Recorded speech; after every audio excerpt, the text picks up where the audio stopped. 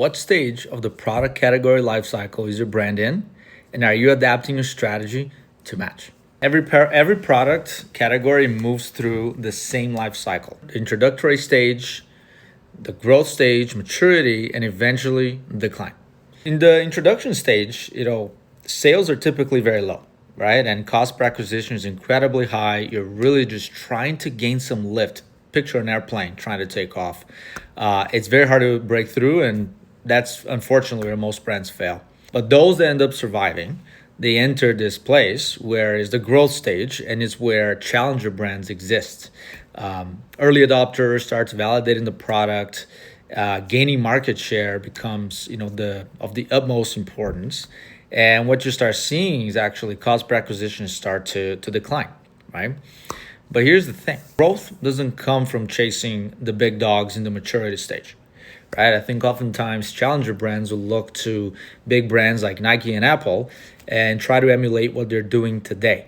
But to look into what they were doing when they were challenger brands themselves, and what you see is that the strategies are often very different.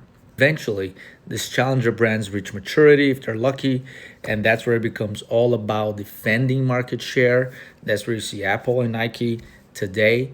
They often spend a lot of money on mass media and essentially protecting the market share through either product extensions, developing innovations into new subcategories, really extending the maturity stage for as long as possible.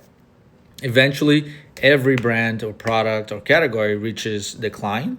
The brands, they're very with deep pockets, they can extend the maturity stage for a little bit longer, but eventually, if they're not careful, they end up reaching a decline stage where a brand gets sold for parts. But here's the thing. Tracksuit actually just dropped a really interesting Challengers Playbook report that you can download in the comments below.